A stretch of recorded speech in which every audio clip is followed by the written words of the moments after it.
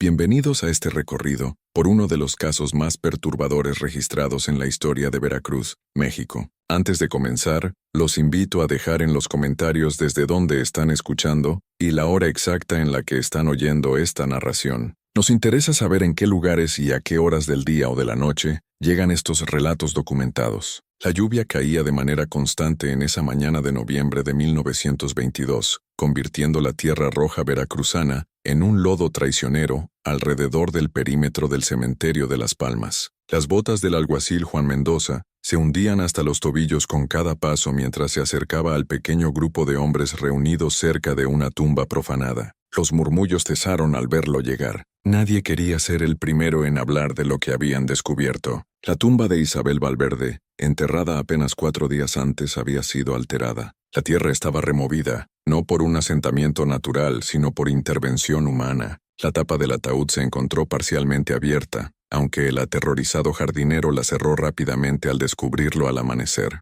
Lo que más perturbó al alguacil Mendoza no fue solo la violación de la tumba, sino el cuidado meticuloso con el que alguien había intentado restaurarla después, como si no quisiera que nadie lo notara, como si planeara regresar. «Hay algo más, señor», dijo Enrique Flores, el cuidador del cementerio que había trabajado en Las Palmas por casi 25 años. Su voz temblaba levemente, mientras le entregaba al alguacil un pequeño cuaderno encuadernado en cuero, con las páginas deformadas por el rocío matutino. Lo encontré justo allí, junto a la lápida. Parece ser una especie de diario. El cuaderno no tenía nombre, solo una serie de fechas, números de parcelas del cementerio y anotaciones crípticas. La entrada más reciente, fechada 3 noches antes, contenía solo las palabras «Llevaba verde perfección». Isabel Valverde había sido enterrada con un vestido verde. El municipio de Córdoba, en el sureste de Veracruz, era conocido por sus comunidades agrícolas tranquilas y sus círculos sociales unidos. La ciudad de Córdoba, la cabecera municipal,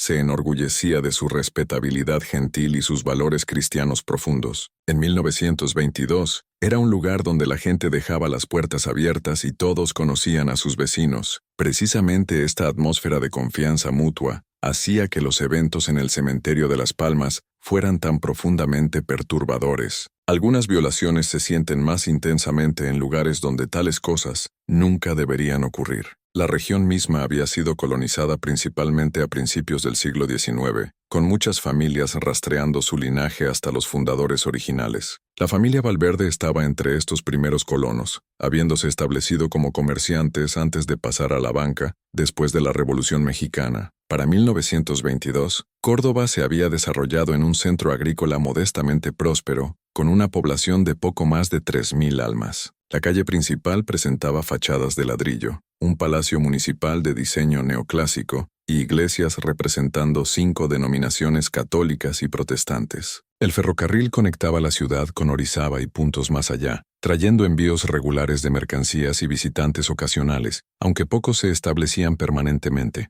La familia Valverde era una de las más respetadas de la ciudad. Héctor Valverde poseía el banco local y su esposa Sofía era conocida por su trabajo caritativo en la iglesia. Su hija Isabel había sucumbido a la tuberculosis a los 28 años, soltera pero llorada por muchos. Según el obituario en el periódico Córdoba Estrella del Sur, Isabel había sido una joven de gracia y refinamiento inusuales, educada en el Colegio Femenino de Puebla, hábil en el piano, la pintura al óleo y la poesía. El obituario mencionaba que había estado comprometida brevemente con un joven de un municipio vecino que había muerto de fiebre tifoidea 3 años antes, dejándola en un estado de luto perpetuo que quizás debilitó su constitución contra la tisis que finalmente la reclamó. Su funeral había sido bien asistido, con casi toda la ciudad acudiendo a rendir homenaje. Nadie notó nada inusual en el servicio de entierro. Nadie tenía razones para sospechar del sepulturero, que se mantuvo en silencio a distancia, observando los procedimientos con lo que todos asumieron era respeto profesional. Tomás Rivera había sido empleado en el cementerio de Las Palmas por poco más de 1 año y medio. Era un hombre solitario que vivía en una pequeña cabaña al borde de los terrenos del cementerio.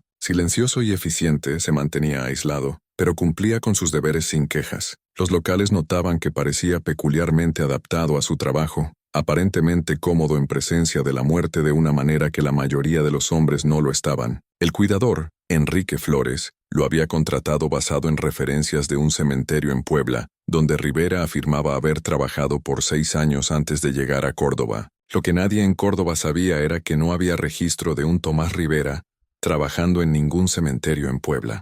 Los registros judiciales indican que, cuando fue interrogado más tarde, los pocos habitantes que habían interactuado con Rivera lo describieron como anodino, un hombre en sus 30 y tantos con rasgos ni distinguidos ni memorables. Asistía a la iglesia esporádicamente, lo suficiente para evitar comentarios. Compraba suministros en la ciudad 2 veces al mes, intercambiando solo las cortesías más básicas con los tenderos. No bebía en la cantina local ni participaba en eventos comunitarios. En una sociedad que valoraba la conexión y la familiaridad, su capacidad para permanecer esencialmente invisible era quizás su cualidad más notable. Luisa García, quien regentaba la tienda general en la calle principal, recordó en su declaración al alguacil Mendoza que Rivera siempre pagaba en efectivo y compraba lo mismo: café, alimentos básicos, velas y, curiosamente, jabón fino y colonia, lujos que parecían incongruentes con su existencia espartana. Siempre olía limpio, notó ella, no como la mayoría de los hombres que trabajan con tierra todo el día. El barbero de la ciudad,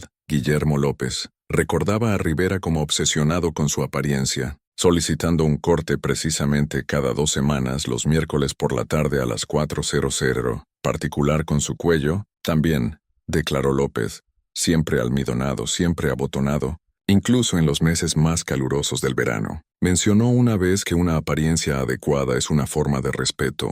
Asumí que se refería a respeto por sí mismo, o quizás por la gente de la ciudad. Más tarde me pregunté si se refería a respeto por aquellos a los que atendía. El reverendo Morales de la Iglesia Católica de San Pedro notó que Rivera asistía ocasionalmente a los servicios dominicales, siempre sentado solo en el último banco, llegando justo cuando comenzaba el servicio y partiendo inmediatamente después de la bendición. Declinaba todas las invitaciones a cenas dominicales o eventos sociales de la iglesia, recordó el reverendo. Cuando se le insistía, simplemente decía que sus deberes requerían su regreso inmediato. Asumí que se refería a deberes del cementerio, aunque los entierros dominicales eran poco comunes. El descubrimiento de la tumba profanada de Isabel Valverde podría haberse descartado como un incidente aislado, obra de vándalos o estudiantes de medicina en busca de especímenes, de no ser por la meticulosidad de Enrique Flores. Preocupado por el hallazgo, comenzó a examinar otras tumbas recientes. Lo que encontró envió un escalofrío a través de la comunidad. Durante la siguiente semana, Flores y el alguacil Mendoza inspeccionaron cuidadosamente 28 tumbas de individuos enterrados en los últimos 24 meses. 9 mostraban signos de alteración similar, todas ellas mujeres entre los 20 y 35 años, todas enterradas entre 4 y 8 días antes de la aparente profanación. Lo más perturbador era lo que revelaba el examen. Nada había sido robado de las tumbas, ni joyas ni efectos personales. Los cuerpos permanecían en sus ataúdes, aparentemente intactos para el ojo no entrenado. Pero el médico municipal, traído a regañadientes para examinar los restos, notó desarreglos sutiles en la ropa de entierro y la posición que sugerían que los cuerpos habían sido manipulados. El doctor Víctor Salinas, el médico del municipio, era un hombre de ciencia que se enorgullecía de su desapego emocional. Sin embargo, sus manos temblaban visiblemente mientras dictaba sus hallazgos al ayudante del alguacil Mendoza. El informe oficial usaba lenguaje clínico, evidencia de manipulación post-entierro y reacomodo de prendas funerarias, pero sus notas privadas, descubiertas décadas después entre sus papeles personales, eran más directas. Los cuerpos parecen haber sido posicionados como si fueran para compañía. Las manos en particular muestran signos de haber sido sostenidas. No puedo obligarme a documentar la extensión completa de las violaciones. El diario médico de Salinas, encontrado entre sus efectos tras su muerte en 1935, contenía observaciones más detalladas que nunca llegaron al registro oficial. En el caso de la chica Valverde, había rastros de una sustancia parecida a colonia en la cara y las manos. Las uñas habían sido limpiadas meticulosamente de tierra de tumba. El cabello había sido arreglado con aparente cuidado. Lo más perturbador era la posición de los brazos, no cruzados sobre el pecho como habían sido en el entierro, sino extendidos ligeramente hacia afuera como en un abrazo. Las implicaciones son demasiado perturbadoras para contemplarlas en detalle. Además, en algunos casos, se encontraron leves rastros de preservativos químicos en la piel, como si alguien hubiera intentado retrasar la descomposición para prolongar sus visitas. El pequeño cuaderno de cuero encontrado cerca de la tumba de Isabel Valverde proporcionó la primera conexión tangible con Tomás Rivera. El alguacil Mendoza, acompañado por 3 ayudantes, fue a la cabaña de Rivera la noche después del descubrimiento. La cabaña estaba vacía, la puerta sin llave. Dentro encontraron un espacio de vida espartano, una cama individual, una mesa con una silla, una estufa pequeña. Lo que llamó su atención fue el estante de libros que contenía docenas de cuadernos similares, encuadernados en cuero, fechados y arreglados meticulosamente. Y debajo de la cama, envuelto cuidadosamente en tela aceitada, una colección de pequeños objetos personales, un mechón de cabello castaño atado con una cinta verde, un arete de oro, un dedal de plata, un pañuelo bordado con las iniciales Quartor. La cabaña mostraba evidencia de una partida apresurada, una comida a medio comer en la mesa, ropa faltante del pequeño armario, un fuego recientemente apagado en la estufa. Entre las cenizas, los ayudantes encontraron papeles parcialmente quemados, incluyendo lo que parecía un mapa con ubicaciones marcadas en tinta roja. Solo un fragmento permanecía legible, mostrando partes de Tabasco y Chiapas con pequeñas cruces marcando zonas rurales. El ayudante Pedro Vargas, en su informe suplementario, notó la inusual limpieza de la cabaña. A pesar de la ocupación de su residente como sepulturero, no había rastro de tierra del cementerio en ninguna parte. Los pisos estaban barridos, la única ventana impecable, los pocos platos lavados y arreglados con precisión. Un pequeño espejo colgaba junto a la puerta, y a su lado un estante con una navaja, un cepillo y una botella de colonia de olor caro. La impresión general era de una precisión obsesiva que contrastaba con la naturaleza del trabajo diario de Rivera. Tomás Rivera había desaparecido. Sus pocos pertenencias personales permanecían en la cabaña, pero del hombre mismo no había rastro. La búsqueda subsiguiente de los terrenos no reveló pistas inmediatas sobre su paradero. Era como si simplemente hubiera caminado hacia la noche, quizás alertado de alguna manera por el descubrimiento de la tumba profanada. Una búsqueda en registros municipales y estatales reveló poco sobre el pasado de Rivera. Las referencias que había proporcionado a Enrique Flores eran falsas. El hombre que había pasado más de un año atendiendo a los muertos de Córdoba era efectivamente un fantasma él mismo. Sin embargo, los diarios contaban una historia perturbadora. Datando de casi una década atrás, documentaban las observaciones y actividades de Rivera en lo que parecían ser al menos 5 cementerios diferentes a través de Veracruz, Puebla y Oaxaca. Las entradas eran clínicas, desapegadas y absolutamente perturbadoras. Hablaban de visitas y comunión con los durmientes. Describían en detalle desapegado la apariencia, textura y aroma de los fallecidos. La mayoría de las entradas contenían observaciones sobre sujetos femeninos enterrados recientemente, con atención particular a sus atributos físicos. Rivera parecía creer que estaba realizando algún tipo de investigación o involucrado en una relación con los fallecidos. Escribía de conversaciones y encuentros con sus compañeros silenciosos. Una entrada típica fechada el 10 de abril de 1914, de su tiempo en un cementerio en Oaxaca, leía: Sujeto 28 mantiene una condición excelente después de 7 días. Su piel retiene elasticidad y color notable para esta etapa. Nuestra conversación fue particularmente íntima esta noche. Ella entiende mi trabajo ahora, creo. Pasé 4 horas en comunión. Apliqué solución de preservación adicional a la cara y las manos. Regresaré mañana por la noche para continuar la documentación. Otra entrada de octubre de 1920, poco después de su llegada a Córdoba. Nueva ubicación prometedora. El cuidador Flores es mayor y se retira temprano. Los terrenos son extensos con buena cobertura de árboles en el lado este. El suelo es principalmente arcilloso, más difícil de excavar en silencio, pero excelente para fines de preservación. Primer sujeto identificado hoy. Joven femenina, aproximadamente 25 años, murió de fiebre, según la lápida, recientemente enterrada. Comenzaremos observaciones mañana por la noche. Quizás lo más perturbador eran los bocetos encontrados entre los diarios, dibujos anatómicos detallados de formas femeninas en varios estados de reposo, renderizados con la precisión de un ilustrador médico, pero con un enfoque inquietante en ciertos detalles. Los bocetos estaban acompañados de notas sobre métodos de preservación y ventanas óptimas de visita, típicamente la primera semana después del entierro antes de que la descomposición se pronunciara. Un cuaderno fechado de 1912 a 1913 incluía recetas para soluciones químicas que parecían ser fluidos de preservación rudimentarios, junto con notas sobre su eficacia en extender oportunidades de comunión. Además, algunos bocetos mostraban variaciones en las posiciones, como si Rivera estuviera experimentando con arreglos que facilitaran lo que él llamaba interacciones más profundas, agregando capas de horror a sus motivaciones. El informe oficial del alguacil Mendoza describió los diarios como documentando un patrón de profanación de tumbas que abarcaba múltiples ubicaciones y años, evidenciando una mente perturbada, fijada en interacciones inapropiadas con los recientemente fallecidos. Este lenguaje clínico enmascaraba el verdadero horror que Mendoza expresó en una carta privada al fiscal municipal. He estado en las fuerzas del orden por 25 años y he presenciado asesinatos, asaltos y toda clase de crueldad humana. Nada me ha perturbado tan profundamente como estos escritos. Rivera describe sus violaciones como si documentara observaciones científicas.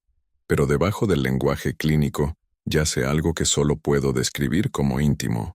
Cree que forma relaciones con estas pobres almas. Cree que ellas acogen sus visitas. El pensamiento de que un hombre así caminara entre nosotros sin ser detectado por más de un año me hiela hasta los huesos. Algunos diarios contenían flores prensadas aparentemente tomadas de arreglos funerarios. Otros guardaban pequeños retazos de tela, presumiblemente de prendas de entierro. Otros incluso incluían descripciones sensoriales detalladas, como el tacto de la piel fría o el olor residual de perfumes funerarios, extendiendo la narrativa de su obsesión a niveles sensoriales que hacían las lecturas aún más inquietantes. El alguacil Mendoza selló la cabaña y colocó los diarios en evidencia. Se consultó al fiscal municipal y se emitió una orden de arresto para Rivera por cargos de profanación de tumbas. La búsqueda se expandió más allá de Córdoba a municipios vecinos, pero Rivera había desaparecido sin rastro. El periódico local reportó solo que el cuidador del cementerio era buscado para interrogatorio respecto a irregularidades descubiertas en el cementerio de Las Palmas. La naturaleza completa de esas irregularidades se consideró demasiado perturbadora para el consumo público. El Córdoba Estrella del Sur, en su edición del 28 de noviembre de 1922, reportó solo que las autoridades buscan a Tomás Rivera, anteriormente empleado en el cementerio de Las Palmas, en conexión con ciertas irregularidades descubiertas en los terrenos. El editor del periódico, Javier Hernández, admitió más tarde en correspondencia privada que había sido solicitado por funcionarios de la ciudad minimizar la historia para prevenir pánico público y proteger la dignidad de las familias afectadas. Hay algunos detalles, escribió Hernández a un colega en el periódico de Orizaba, quien había indagado sobre rumores que llegaban a la capital estatal, que son simplemente demasiado perturbadores para el consumo público. Las familias han sufrido suficiente sin que la naturaleza específica de estas violaciones se haga pública. Basta decir que las actividades del cuidador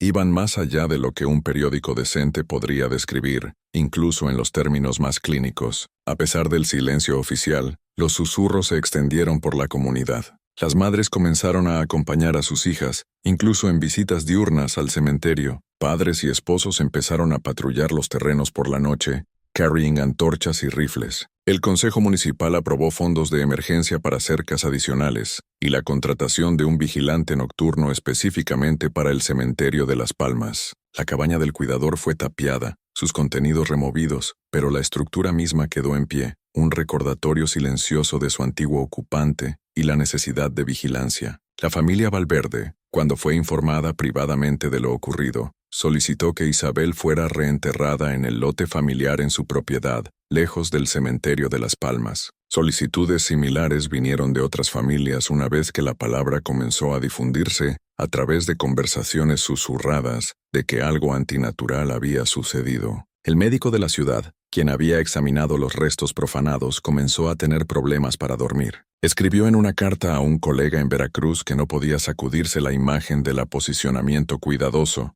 las manos arregladas, la atención meticulosa a la apariencia, como si estas mujeres no estuvieran muertas, sino meramente durmiendo, esperando a un visitante. Extendiendo su angustia, mencionó sueños recurrentes donde las figuras de las tumbas se levantaban para agradecer a su violador, una visión que lo perseguía en sus horas de insomnio. Sofía Valverde, la madre de Isabel, se retiró de la vida pública después de aprender de la violación de la tumba de su hija. Según registros de la iglesia, dejó de asistir a los servicios y declinó todas las invitaciones sociales. Héctor Valverde continuó sus deberes en el banco, pero se notó que había envejecido considerablemente en los meses siguientes. Vecinos reportaron oír a Sofía llorando hasta altas horas de la noche. La Casa Valverde, una vez centro de reuniones comunitarias, se convirtió en un lugar silencioso y cerrado, donde las persianas permanecían bajas sin importar la hora del día. Ana Torres, una amiga cercana de Sofía Valverde, recordó más tarde: Sofía nunca fue la misma después de que le contaron lo que le pasó a Isabel.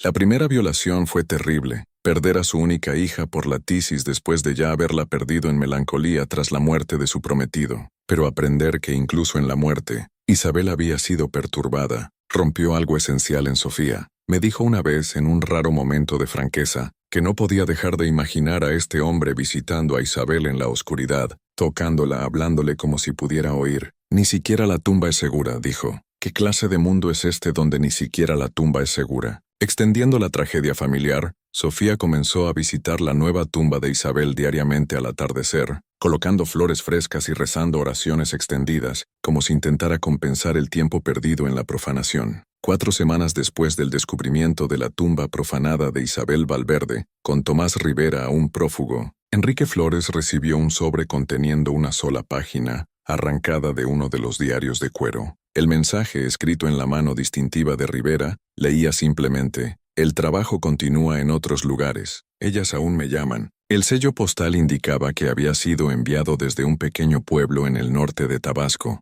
Las autoridades allí fueron alertadas, pero para cuando investigaron no había rastro de Rivera. El cementerio local reportó no perturbaciones, aunque el vigilante nocturno mencionó haber visto a un extraño observando un funeral reciente desde la distancia. El alguacil Mendoza, al recibir la carta enviada por Enrique Flores, inmediatamente telegrafió a las autoridades de Tabasco con una descripción de Rivera y una advertencia sobre sus probables actividades. La respuesta recibida 3 días después indicaba que un hombre, coincidiendo con la descripción de Rivera, había tomado una habitación en una casa de huéspedes local por 4 noches, pero partió antes de que llegaran las autoridades. La dueña reportó que se había presentado como un vendedor ambulante de suministros médicos, aunque no llevaba maleta de muestras y no recibía visitantes. Notó su apariencia impecable y su comportamiento tranquilo, mencionando que había indagado sobre cementerios locales, explicando que los encontraba lugares pacíficos para la contemplación. El invierno de 1922 pasó sin incidentes adicionales en el cementerio de Las Palmas. Se implementaron nuevas medidas de seguridad: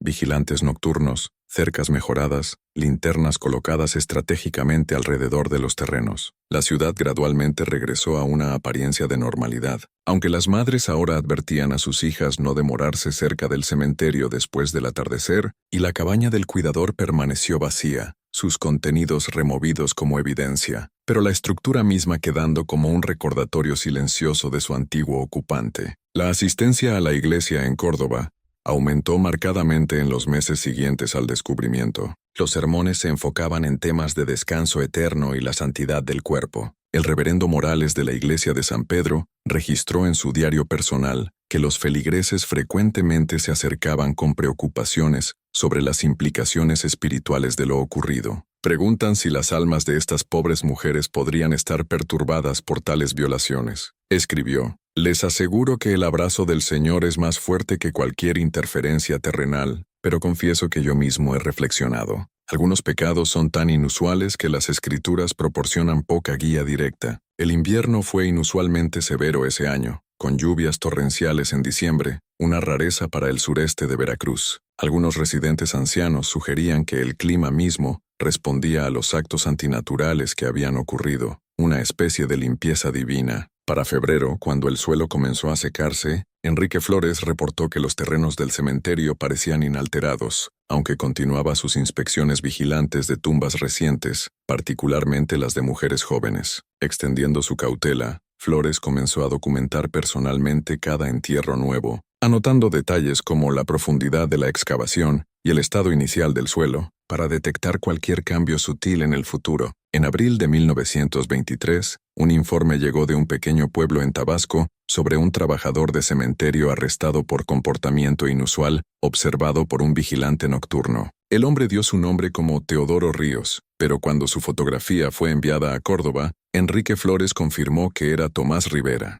Las autoridades de Tabasco lo transportaron de vuelta a Veracruz para enfrentar cargos. Según el informe de arresto, Rivera había sido empleado en el Cementerio Verde en Villahermosa, Tabasco, por aproximadamente 4 meses bajo su alias. El vigilante nocturno, haciendo sus rondas más temprano de lo usual debido a una tormenta acercándose, descubrió a Rivera arrodillado junto a una tumba recién cavada, hablando suavemente como si sostuviera una conversación. Cuando fue confrontado, Rivera supuestamente no mostró alarma ni vergüenza, simplemente declarando que estaba verificando a una nueva llegada. Una búsqueda de sus aposentos reveló un diario de cuero similar a los encontrados en Córdoba, aunque conteniendo solo unas pocas entradas. El oficial arrestante, el ayudante del sheriff Julio Camacho, describió el comportamiento de Rivera como un naturalmente calmado, como si no viera nada impropio en su conducta. Cuando fue informado de que estaba bajo arresto, simplemente asintió y preguntó si podía recoger su diario,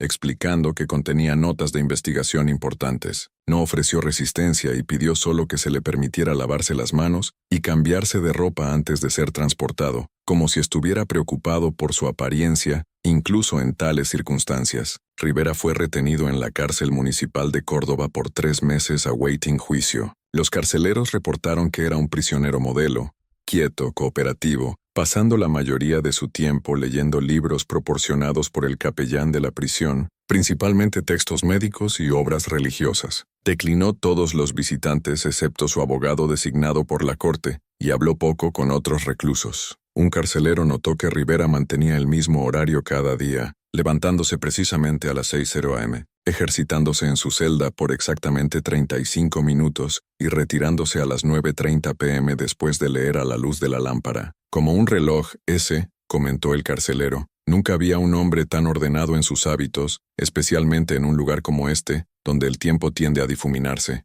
El juicio de Tomás Rivera comenzó en julio de 1923 y duró solo 4 días. La sala del tribunal fue cerrada al público general, con solo funcionarios, testigos y familiares inmediatos de las víctimas permitidos asistir. La evidencia presentada fue fuertemente censurada para el consumo público. Los diarios fueron ingresados como evidencia, pero no leídos en su totalidad. El examinador médico testificó sobre el estado perturbado de los restos, pero no elaboró en detalles específicos. Rivera mismo permaneció silencioso a lo largo de los procedimientos, ni confirmando ni negando los cargos contra él. Bocetos del tribunal del juicio muestran a Rivera como un hombre delgado, anodino con cabello peinado neatly y gafas de armazón de alambre. Observadores notaron su inusual compostura. No mostró ni remordimiento ni indignación, simplemente observando los procedimientos con interés desapegado, ocasionalmente tomando notas en un pequeño bloc proporcionado por su abogado designado por la corte. Cuando fue llamado a testificar en su propia defensa, declinó hablar,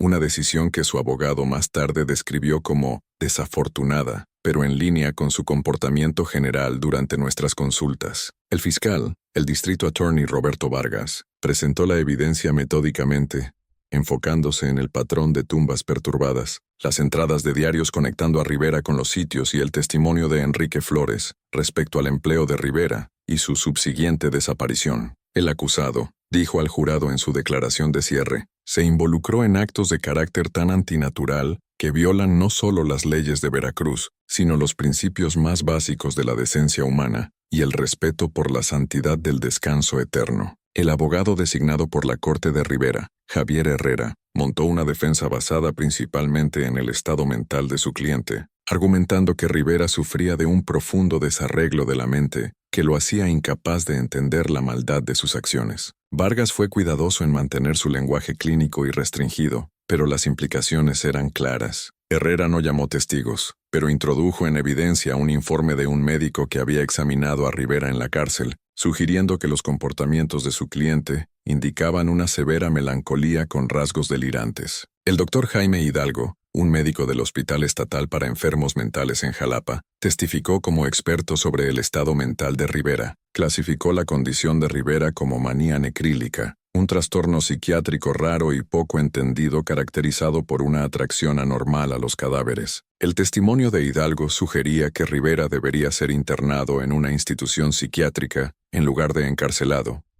argumentando que su condición representaba un problema médico más que criminal. El acusado parece experimentar una profunda desconexión entre la comprensión social de la muerte y su propia percepción, testificó Hidalgo. Basado en mi examen y revisión de sus escritos, él genuinamente cree que se involucra en interacciones consensuadas. Percibe a los fallecidos como simplemente existentes, en un estado alternativo de ser con el que solo él puede comunicarse. Esto representa una ruptura severa de la realidad más que mera desviación criminal. Hidalgo explicó además que Rivera no exhibía ninguno de los rasgos comunes de la locura criminal, no manía, no tendencias violentas, no incoherencia de pensamiento. De hecho, testificó, el pensamiento del acusado es notablemente ordenado y consistente dentro de su propio marco. Ha construido una realidad alternativa completa en la que sus acciones no solo son aceptables, sino beneficiosas. Cree que proporciona compañía a los muertos solitarios. Esta es una delusión, ciertamente,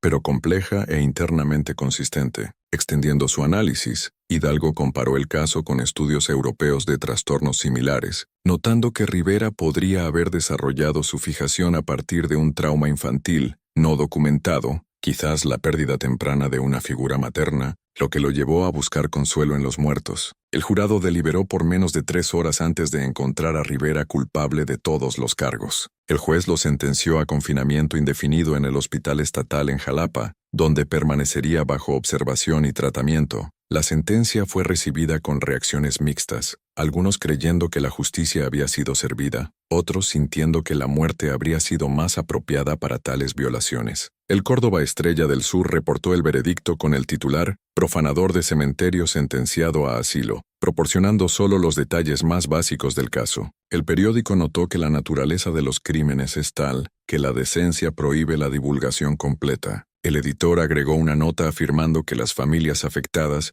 merecen privacidad en su duelo y desalentó más discusión pública del asunto. Siguiendo el juicio, Córdoba intentó dejar atrás el asunto de Rivera. Las 9 familias cuyos seres queridos habían sido perturbadas recibieron disculpas privadas del Consejo Municipal, junto con ofertas para cubrir los costos de reentierro en otros lugares si lo deseaban. 6 familias aceptaron, mudando a sus parientes a lotes familiares o otros cementerios. 3 declinaron, declarando que mover los restos solo agravaría la violación. En su lugar, solicitaron monumentos especiales para ser colocados en las tumbas, lo que el Consejo Municipal aprobó a expensas públicas. Tomás Rivera fue transportado a Jalapa el 20 de julio de 1923. Su expediente, marcado como confidencial con acceso restringido, contenía notas de la evaluación psiquiátrica inicial, describiéndolo como cooperativo pero distante, mostrando no remordimiento ni reconocimiento de la inapropiadidad de sus acciones. Rivera reportadamente le dijo al doctor Hidalgo que había sido seleccionado para su trabajo por los fallecidos mismos, quienes le hablaban y deseaban su compañía. El paciente cree que posee una habilidad especial para comunicarse con los recientemente fallecidos, escribió Hidalgo en sus notas de admisión.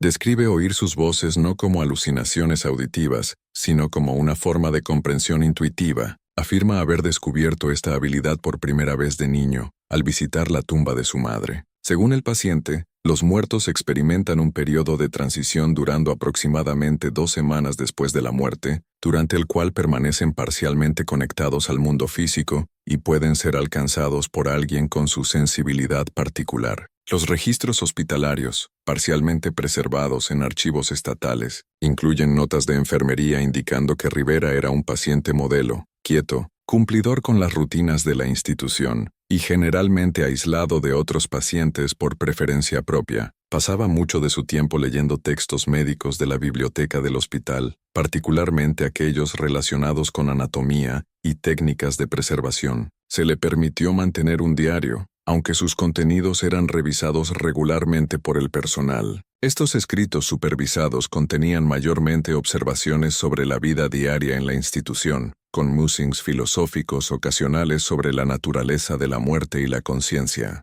Una entrada preservada lee: los vivos creen que la muerte es un final porque temen lo desconocido, pero la muerte es meramente una transición a una forma diferente de existencia, más pacífica, más contemplativa. Aquellos que han cruzado desean mantener conexiones con el mundo que dejaron atrás. Están solos. He sido elegido para puentear esa soledad. Otra fechada en septiembre de 1923 notó: el Dr. H. continúa creyendo que mi comprensión de la muerte es una delusión. ¿Cómo puedo explicarle que es su comprensión la limitada? He experimentado lo que él no. He oído lo que él no puede oír. Los recientemente partidos hablan no con voces, sino con una especie de presencia que resuena con aquellos lo suficientemente sensibles para percibirla. Su soledad llama, particularmente a aquellos tomados súbitamente o antes de su tiempo. No están listos para el silencio de la eternidad. Las notas de tratamiento de Hidalgo indican que intentó varios enfoques con Rivera, incluyendo medicación, hidroterapia y discusiones psicológicas regulares. Ninguno pareció sacudir las creencias fundamentales de Rivera. El paciente permanece fijo en sus delusiones, escribió Hidalgo en enero de 1924. Sin embargo, no ha mostrado comportamientos agresivos o peligrosos durante su confinamiento. Funciona bien dentro del entorno estructurado, mantiene excelente higiene personal e interactúa apropiadamente con el personal, aunque evita en gran medida a otros pacientes. Su condición parece estar enfocada estrechamente en su relación percibida con los fallecidos, sin expansión a otros marcos delirantes. Extendiendo sus observaciones, Hidalgo notó que Rivera a veces dibujaba diagramas en sus sesiones, ilustrando lo que él llamaba fases de transición, agregando un elemento visual a su delusión que fascinaba y perturbaba al personal médico. El asunto podría haber terminado allí, otro individuo perturbado removido de la sociedad, sus crímenes relegados a conversaciones susurradas. Sin embargo, en febrero de 1924, 7 meses después del internamiento de Rivera, un incendio estalló en el ala norte del hospital estatal, causando daños significativos y resultando en las muertes de 4 pacientes y 3 miembros del personal. En el caos que siguió, Tomás Rivera desapareció. Los registros del hospital indicaban que no estaba entre los muertos confirmados, pero su cuerpo nunca fue recuperado. El informe oficial concluyó que probablemente había perecido en el incendio, sus restos irreconocibles por el calor extremo. Cuentas de periódicos del incendio se enfocaron principalmente en el daño estructural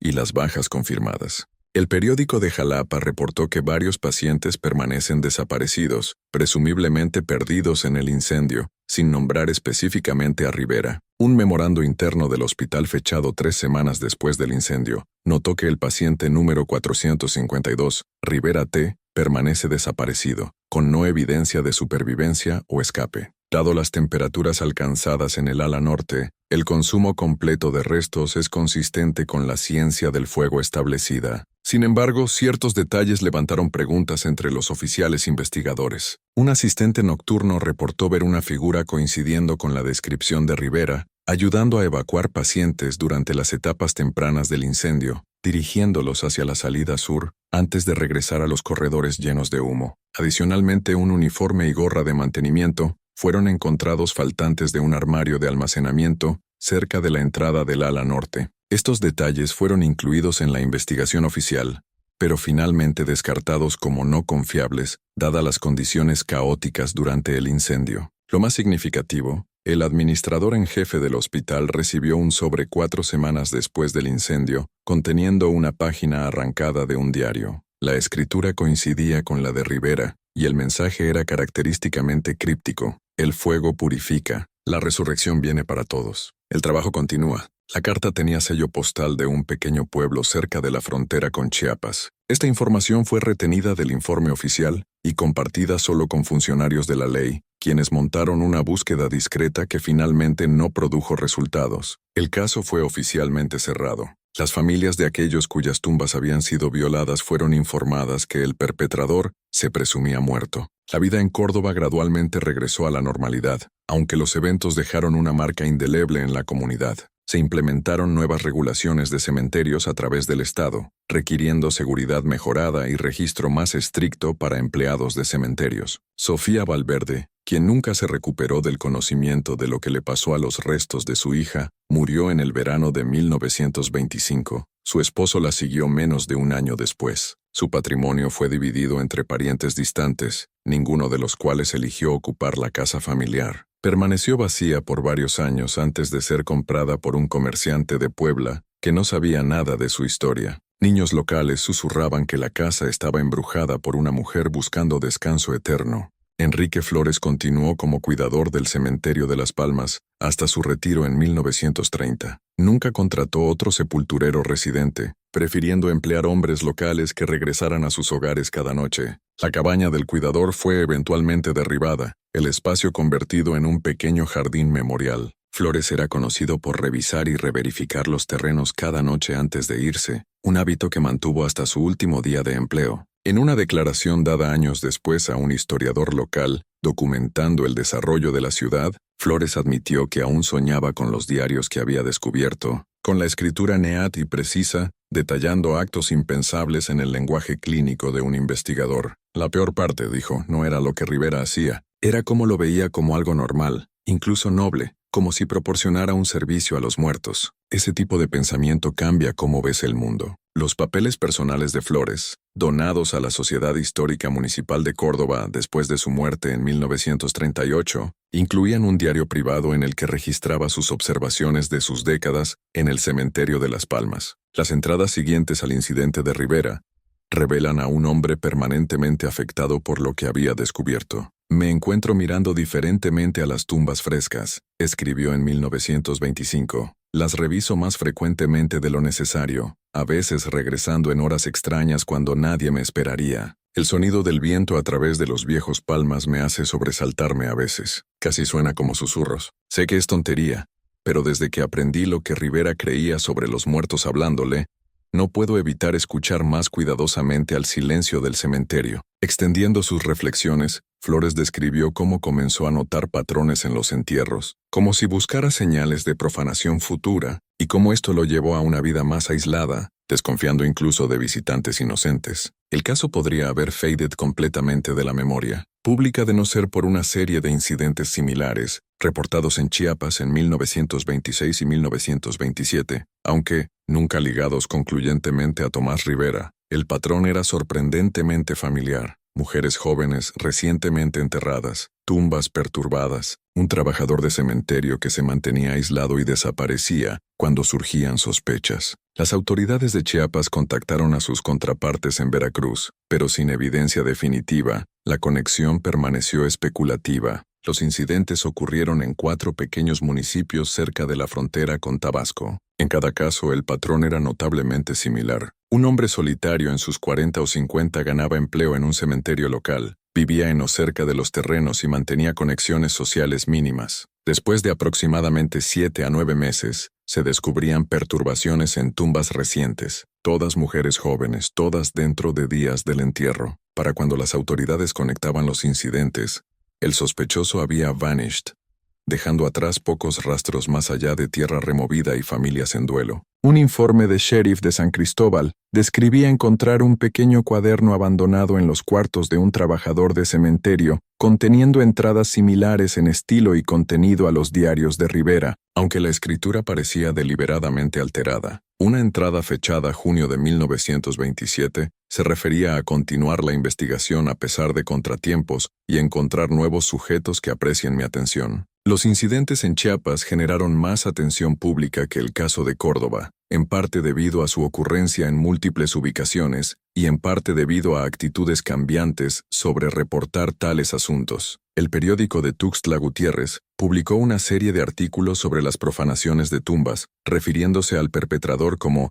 el visitante de medianoche, y especulando sobre sus motivos y métodos. Los artículos se detenían antes de detalles explícitos, pero transmitían suficiente información para crear preocupación pública significativa, llevando a seguridad aumentada en cementerios a través de la región. En 1930, un informe de un pequeño pueblo en el este de Oaxaca describía el arresto de un vagabundo atrapado invadiendo el cementerio local después del anochecer. El hombre, quien dio su nombre como Juan Soto, fue encontrado arrodillado junto a la tumba fresca de una joven mujer, aparentemente hablando con la fallecida. Cuando fue registrado, se encontró carrying un pequeño kit conteniendo cepillos, paños y botellas de soluciones no identificadas. Antes de que pudiera ser interrogado propiamente, escapó de la custodia fingiendo enfermedad y overpowering al ayudante atendiente. Una fotografía tomada durante su breve encarcelamiento fue más tarde comparada con la imagen conocida de Tomás Rivera, con autoridades notando similitudes significativas, a pesar de aparentes intentos de alterar la apariencia a través de vello facial y cicatrices deliberadas. El incidente de Oaxaca prompted un boletín a agencias de ley en todo el sur de México, advirtiendo de un posible patrón de violaciones de cementerios, abarcando múltiples jurisdicciones. El boletín incluía un boceto compuesto basado en descripciones de Veracruz, Chiapas y Oaxaca, Notando que el sospechoso parecía envejecer su apariencia artificialmente a través de maquillaje y podría estar usando varios aliases derivados de nombres como Río o Bosque. Entre 1930 y 1935, reportes esporádicos emergieron de pequeños pueblos a través del sur profundo. Una tumba encontrada perturbada en Puebla, un cuidador de cementerio con hábitos sospechosos en Guerrero, que desapareció antes de poder ser interrogado. Un hombre arrestado por merodear cerca de un funeral en Morelos, que subsiguientemente escapó de la custodia. Ninguno de estos incidentes proporcionó evidencia definitiva, ligándolos a Rivera, pero el patrón era sugestivo suficiente que algunos funcionarios de la ley comenzaron a compilar un archivo sobre lo que llamaron el caso de violaciones de cementerios. En 1938, una colección de papeles fue descubierta durante la demolición de una propiedad abandonada cerca de Villahermosa, Tabasco. Entre ellos estaba un cuaderno encuadernado en cuero, conteniendo entradas fechadas de 1924 a 1934, escrito en una mano que expertos más tarde confirmaron coincidía con los diarios de Rivera de Córdoba. El cuaderno contenía referencias a visitas en varias ubicaciones a través del sur profundo, sugiriendo que Rivera no había perecido en el incendio del hospital, sino que había continuado sus actividades perturbadoras por al menos otra década. La entrada final, fechada diciembre de 1934, contenía solo la declaración críptica: ya no me hablan como lo hicieron una vez. Quizás mi trabajo esté completo. La propiedad donde el cuaderno fue encontrado había sido rentada periódicamente a un hombre llamándose Tomás Ríos, entre 1932 y 1934. Vecinos lo describieron como anciano pero ágil, una figura solitaria que afirmaba ser un investigador médico retirado, escribiendo sus memorias. Se le recordaba como particular con su apariencia, siempre bien afeitado y oliendo a colonia, a pesar de sus medios aparentemente limitados. A menudo caminaba al cercano cementerio del Cedro por las tardes, explicando a quienes preguntaban que encontraba la atmósfera conducente a la contemplación. La señora Elena Cruz, cuya casa estaba opuesta a la propiedad rentada, le dijo a los investigadores que era un hombre peculiar, pero no de manera alarmante. Siempre se quitaba el sombrero al pasar por damas, hablaba de manera educada. Recuerdo que tenía manos muy suaves para un hombre de su edad, como alguien que nunca había hecho labor manual. Lo único extraño era cómo a veces se paraba en su ventana por la noche, solo mirando hacia el cementerio por horas. Mi esposo decía que debiéramos ocuparnos de nuestros asuntos, que algunas personas se vuelven peculiares con la edad. El arrendador Eliseo Martínez le dijo a los investigadores que Ríos había dejado abruptamente, pagando su renta pendiente, pero dejando atrás numerosos papeles y varias botellas de vidrio conteniendo sustancias desconocidas. Martínez había intentado desechar los ítems abandonados, pero nunca lo hizo antes de que la propiedad fuera programada para demolición. El cuaderno fue entregado a autoridades locales, quienes eventualmente lo conectaron al caso de Veracruz a través de boletines policiales interestatales. El diario contenía entradas que sugerían que Rivera había continuado sus actividades a través de al menos 6 estados, siguiendo su escape del hospital. La escritura mostraba el mismo desapego clínico que sus diarios anteriores, pero con un giro filosófico creciente. Escribía cada vez más sobre su investigación en lo que llamaba el estado transicional entre la vida y la muerte, y su creencia de que estaba documentando descubrimientos importantes que algún día serían reconocidos por la ciencia. Una entrada particularmente reveladora de 1928 leía: Sujeto 82 confirma mi teoría en desarrollo respecto a la ventana óptima para la comunicación. Los primeros 4 días producen poca respuesta. El shock de la transición es demasiado reciente. Los días 5 a 10 proporcionan la comunión más clara, con el día 7 típicamente óptimo. Después del día 14, la conexión se desvanece rápidamente mientras se mueven más lejos en su nuevo estado de ser. He documentado estos hallazgos meticulosamente y creo que constituyen una contribución significativa al entendimiento de la transición de la muerte, aunque la ciencia convencional permanece demasiado limitada para apreciar mi trabajo. Las páginas finales del diario sugerían que Rivera había comenzado a experimentar problemas de salud que interferían con sus actividades. Escribía de temblores en las manos y dificultad creciente con la visión nocturna que hacían sus visitas más desafiantes. La última entrada, con su declaración sobre los muertos ya no hablándole, implicaba que o había perdido la habilidad que creía poseer o finalmente la había reconocido como una delusión. El diario no proporcionaba una respuesta clara, extendiendo el misterio, Algunas entradas mencionaban experimentos con nuevas fórmulas químicas para extender el periodo de transición, revelando una evolución en su metodología que sugería una obsesión cada vez más profunda. No hay evidencia adicional confirmada de la existencia o actividades de Tomás Rivera después de 1934. Su caso fue oficialmente archivado por la Oficina Estatal de Investigación de Veracruz en 1940, clasificado como resuelto con el perpetrador fallecido. Los diarios y evidencia recolectados de su cabaña en Córdoba fueron sellados y eventualmente transferidos a archivos estatales donde permanecieron largamente, olvidados hasta 1975, cuando la investigadora en criminología, doctora María López de la Universidad de Veracruz, solicitó acceso a archivos de casos históricos para un estudio sobre patrones de comportamiento desviado. Las notas de la doctora López sobre el caso de Rivera, incluidas en su disertación no publicada, describían los diarios como proporcionando una mirada perturbadora a una mente que había completamente reescrito los límites entre la vida y la muerte, la intimidad y la violación. Notó que los escritos de Rivera revelaban a un hombre que no se veía a sí mismo cometiendo crímenes, sino involucrándose en lo que percibía como interacciones consensuadas con los fallecidos. En su realidad distorsionada, escribió López, los muertos eran meramente en otro estado de ser, aún capaces de deseo y comunicación, con él como su intermediario elegido. Particularmente perturbador para la doctora López era la aparente inteligencia y autoconocimiento de Rivera. A diferencia de muchos sujetos de estudios de casos similares, escribió, Rivera demostraba completa conciencia de las normas sociales respecto a la muerte y el entierro. Entendía que sus actividades serían condenadas si se descubrían, tomando precauciones elaboradas para evitar detección. Sin embargo, esta conciencia no se extendía al reconocimiento moral. Creía que los tabúes de la sociedad alrededor de la muerte eran equivocados, incluso crueles, previniendo a los fallecidos de recibir la compañía que deseaban.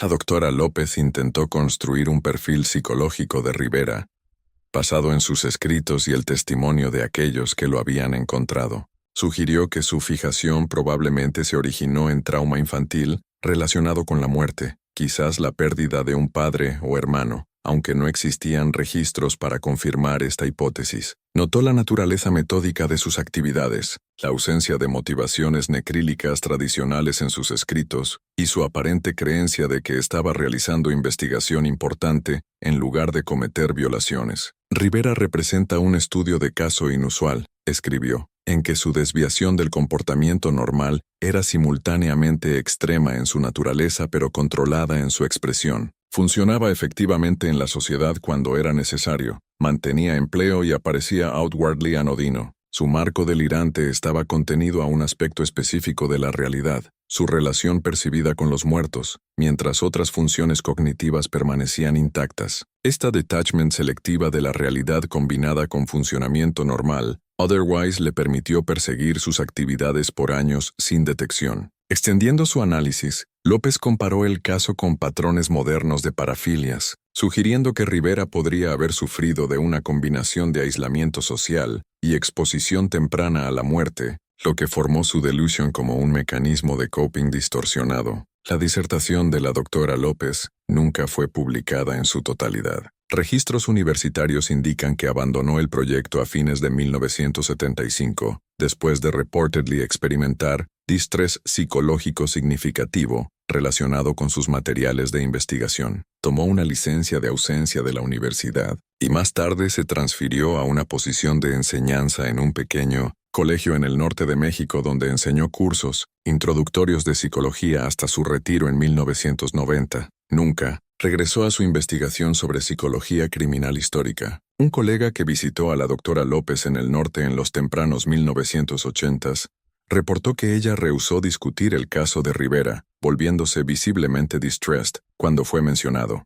Cometí el error de preguntar sobre su investigación de disertación, escribió el colega, en una carta preservada en archivos universitarios. María se puso inmediatamente pálida y agitada. Dijo solo que algunas puertas, una vez abiertas, no pueden cerrarse propiamente de nuevo y cambió el tema. Nunca hablamos de ello otra vez. Los registros relacionados con el caso de Rivera fueron subsiguientemente reclasificados y restringidos, una vez más. Un incendio en el edificio de archivos estatales en 1976 dañó o destruyó muchos archivos de casos criminales históricos, incluyendo porciones de la evidencia de Rivera. Lo que remained fue microfilmado y almacenado en los archivos seguros del Estado, accesibles solo a personal de ley y investigadores académicos con autorización especial. Algunos teóricos de conspiración han sugerido que el incendio de los archivos fue deliberadamente set para destruir los materiales de Rivera, apuntando al timing poco después de la investigación de la doctora López y el hecho de que el incendio se originó en la sección conteniendo archivos de casos criminales del temprano siglo XX. La investigación oficial determinó la causa como fallo eléctrico en cableado envejecido, pero los rumores persistieron de que ciertos casos eran simplemente demasiado perturbadores para permanecer en el registro público. En 1962, residentes ancianos de Córdoba aún ocasionalmente se referían a los problemas del cementerio cuando discutían la historia de la ciudad. Aunque los detalles específicos habían sido en gran parte olvidados o deliberadamente obscurecidos, la historia se había transformado en algo de un cuento cautelar. Una advertencia sobre los peligros de permitir extraños en una comunidad sin verificación adecuada. El cementerio de Las Palmas continuó sirviendo a la comunidad. Su historia turbulenta, conocida solo por la generación mayor que gradualmente llevó sus memorias a sus propias tumbas dentro de sus terrenos. Una historiadora local, Eva Castillo, intentó documentar el caso de Rivera para una publicación de la Sociedad Histórica Municipal en 1963, pero encontró que muchos residentes eran reacios a discutir el asunto. La gente aquí recuerda, escribió en sus notas, pero no quieren hablar de ello. Es como si temieran que hablar de Rivera pudiera de alguna manera convocarlo de vuelta, o al menos, convocar la memoria de lo que hizo. Algunas heridas nunca sanan propiamente, y esta parece haber dejado una cicatriz en la psique colectiva de la ciudad. Castillo persistió en su investigación, entrevistando residentes ancianos que habían vivido en Córdoba durante el tiempo del incidente. La mayoría proporcionó solo recuerdos vagos, pero unos pocos ofrecieron memorias más específicas. Marta Jiménez, quien había sido una joven mujer en 1922, recordó la atmósfera de miedo que permeó la ciudad después de los descubrimientos en el cementerio. Por meses después nadie caminaría cerca de Las Palmas después de la puesta del sol. Las mujeres jóvenes especialmente eran advertidas de mantenerse alejadas. Las madres empezaron a acompañar a sus hijas incluso a funerales diurnos. Había este sentimiento de que algo antinatural había ocurrido.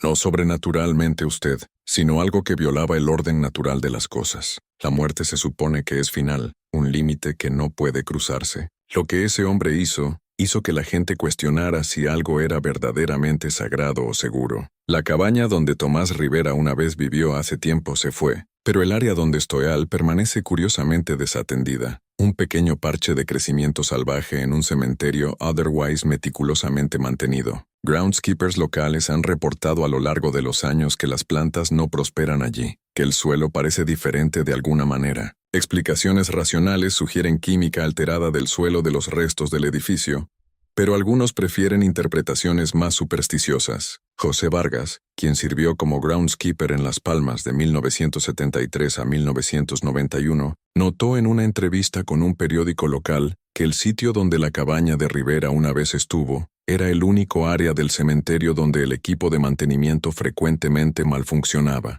Las podadoras se apagaban sin razón, claimed. Las baterías se drenaban overnight si el equipo se dejaba cerca de ese spot. Eventualmente, solo dejamos de intentar mantenerlo como el resto de los terrenos. Algunos lugares simplemente no quieren ser perturbados. Vargas también mencionó que visitantes ocasionalmente reportaban sensaciones inusuales al pasar cerca de la sección más antigua del cementerio, donde la mayoría de las tumbas perturbadas habían estado localizadas. La gente diría que sentían frío repentinamente o que tenían la impresión distinta de ser observados. Nada que realmente pudieras pinpointar, solo un sentimiento de que algo no estaba del todo bien. Trabajé allí por casi 20 años y nunca experimenté nada que llamaría sobrenatural, pero diré esto, nunca me demoraba en esa sección después del atardecer si podía evitarlo. En los 1980s, una pareja joven claimed haber visto a un hombre anciano en ropa anticuada, colocando flores en algunas de las tumbas más antiguas en el cementerio de Las Palmas, específicamente en las tumbas de mujeres que habían muerto en su juventud.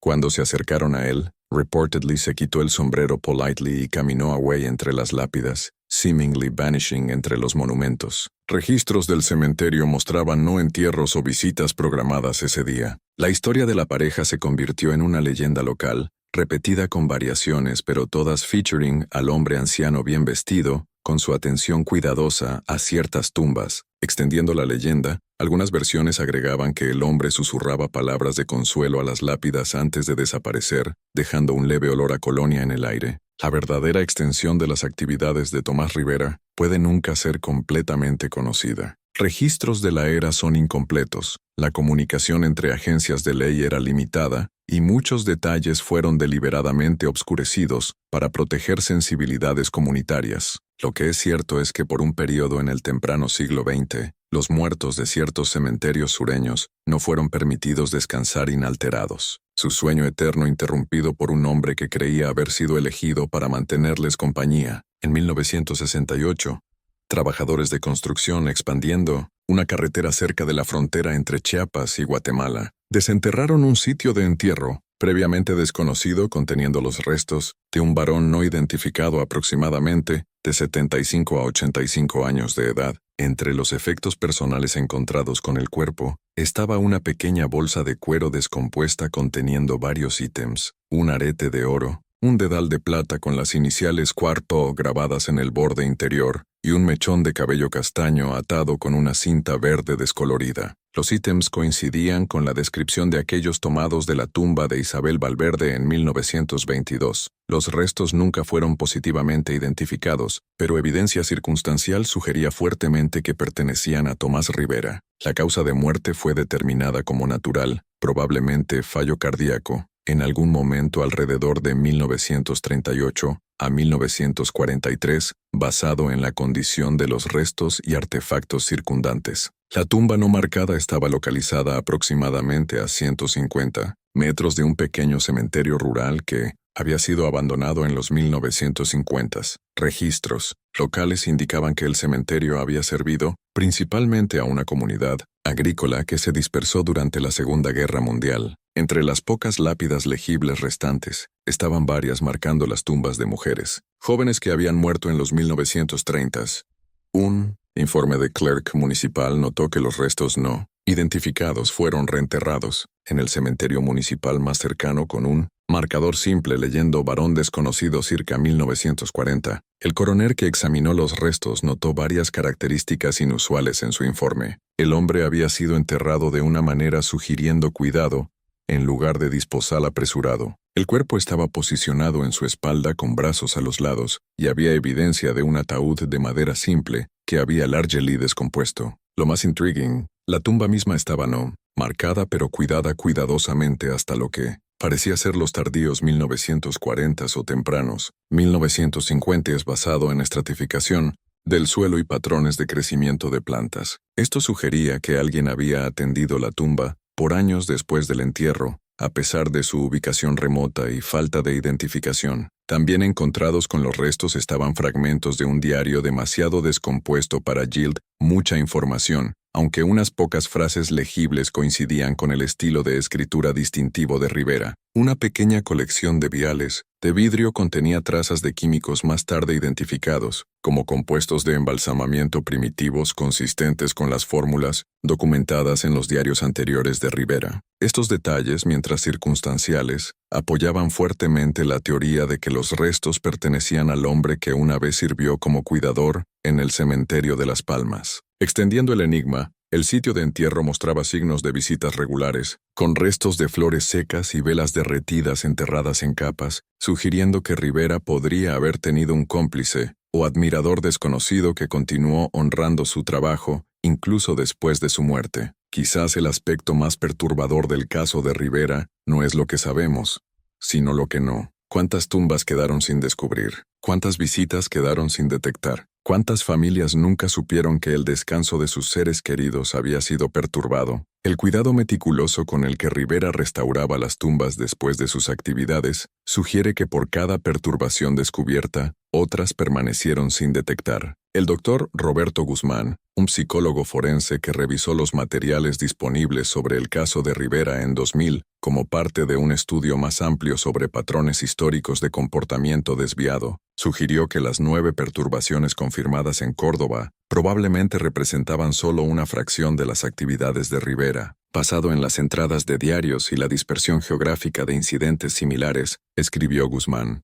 el número actual de tumbas visitadas por este individuo puede estar en las docenas, posiblemente excediendo 120, a lo largo de aproximadamente 25 años. Guzmán notó que el patrón de empleo de Rivera en múltiples cementerios a través de varios estados, combinado con su aparente habilidad para detectar cuando las sospechas surgían y reubicarse antes de ser aprehendido, indicaba un nivel de cálculo que contradecía la naturaleza delirante de sus creencias. Este caso demuestra cómo delusión y cálculo pueden coexistir, observó Guzmán. La ruptura fundamental de Rivera con la realidad respecto a la naturaleza de la muerte y su relación con los fallecidos no impide su habilidad para funcionar estratégicamente, preservando su libertad para continuar sus actividades por décadas. Hoy, el cementerio de Las Palmas continúa sirviendo a la comunidad de Córdoba. La mayoría de los visitantes no tienen conocimiento de los eventos que transpiraron allí hace más de un siglo. Las tumbas de esa era están desgastadas por el clima.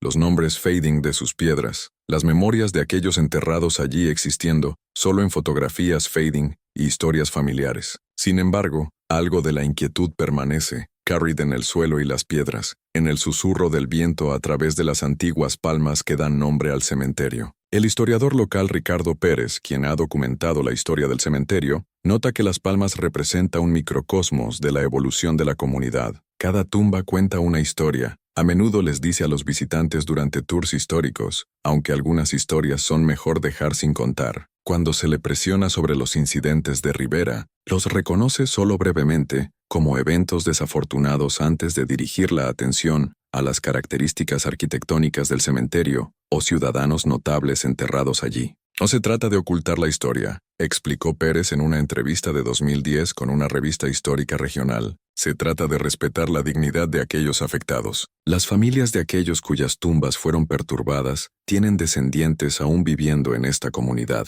Han oído las historias pasadas a través de generaciones, pero no necesitan que esas heridas sean reabiertas a través de espectáculo público. Algunos aspectos de la historia deberían ser documentados, pero discutidos con sensibilidad apropiada. Para aquellos que estudian los aspectos más oscuros de la psicología humana, el caso de Tomás Rivera representa una instancia rara documentada, de un tipo particular de desviación, uno que cruza el límite último entre los vivos y los muertos. La investigación abandonada de la doctora López sugirió que tales casos, mientras exceedingly raros, pueden ser más prevalentes de lo que indican los registros debido a la naturaleza privada de los cementerios, la renuencia a examinar tumbas perturbadas y la tendencia natural a atribuir cualquier perturbación a actividad animal o asentamiento natural. La psicología forense moderna clasifica la condición de Rivera como una parafilia severa, combinada con trastorno delirante, una combinación peligrosa que le permitió racionalizar sus violaciones como interacciones consensuadas e incluso beneficiosas. A diferencia de muchos ofensores similares, Rivera parecía derivar satisfacción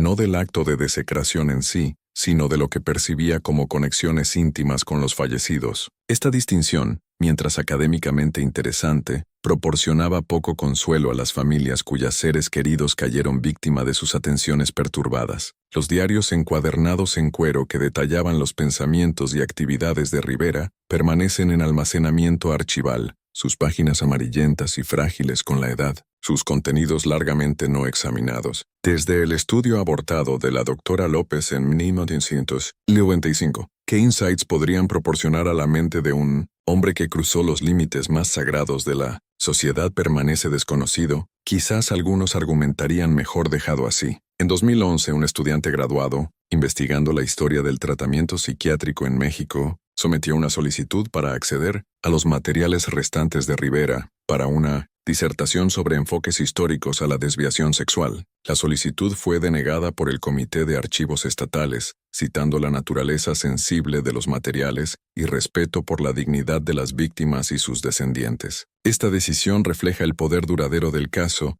para perturbar incluso un siglo después de los eventos ocurridos. La respuesta formal del comité notó que mientras la investigación histórica tiene valor significativo, debe equilibrarse contra consideraciones éticas respecto a la dignidad de los fallecidos y el potencial para causar distrés a parientes vivos. Los materiales del caso de Rivera contienen cuentas detalladas de violaciones que permanecen profundamente perturbadoras, incluso por estándares contemporáneos. El acceso a estos materiales continúa restringido a personal autorizado de ley e investigadores con propósitos aprobados específicos. Cuando el atardecer cae sobre el cementerio de Las Palmas, los marcadores proyectan sombras largas a través del suelo. Los visitantes se apresuran a completar sus respetos antes de que la oscuridad se instale, una respuesta instintiva que predata cualquier conocimiento de Tomás Rivera y sus actividades nocturnas. Hay algo primal sobre nuestra inquietud con los terrenos de entierro después del oscuro. Un reconocimiento quizás de que el límite entre los vivos y los muertos debería respetarse, que algunas compañías no están destinadas a mantenerse. Un groundskeeper retirado que trabajó en Las Palmas en los 2000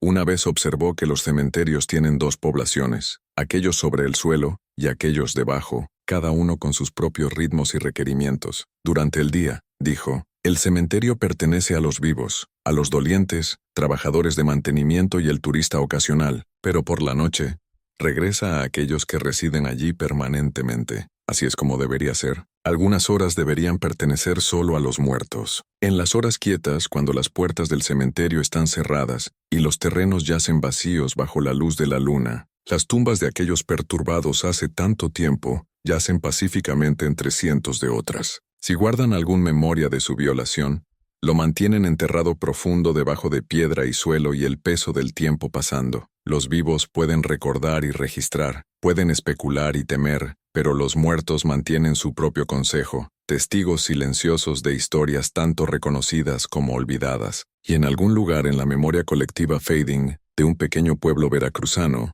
en archivos restringidos raramente accedidos, en las historias susurradas pasadas a través de generaciones, el legado del cuidador de cementerio que amaba demasiado a los muertos continúa. Un cuento cautelar sobre los límites que separan a los vivos de aquellos que han pasado más allá y las consecuencias perturbadoras cuando esos límites son breached. Tomás Rivera puede haber creído que oía a los muertos hablándole, llamándolo a su lado. Qué voz verdaderamente oyó era probablemente solo el eco de su propia mente perturbada, reflejando de vuelta sus propios deseos y delusiones. Sin embargo, en la quietud del cementerio de Las Palmas, cuando el viento agita las hojas y la oscuridad se reúne entre las piedras, no es difícil imaginar que algo permanece, no lo sobrenatural, sino la huella persistente de la perturbación humana sobre lo que debería ser descanso eterno. Los monstruos más terroríficos, después de todo, no son aquellos que emergen de criptas o materializan de sombras. Son los que caminan entre nosotros vistiendo caras humanas, cuyas aberraciones yacen ocultas detrás de apariencias ordinarias, cuyas violaciones ocurren en silencio y oscuridad, mientras el mundo duerme sin darse cuenta. Las tumbas en el cementerio de Las Palmas yacen inalteradas ahora por más de un siglo. Cualesquiera secretos que guarden, permanecen enterrados con aquellos que descansan dentro de ellas. Quizás así es como debería ser. Algunas historias mejor dejadas inalteradas, algunos límites mejor dejados sin cruzar, algunos silencios permitidos permanecer inquebrantables,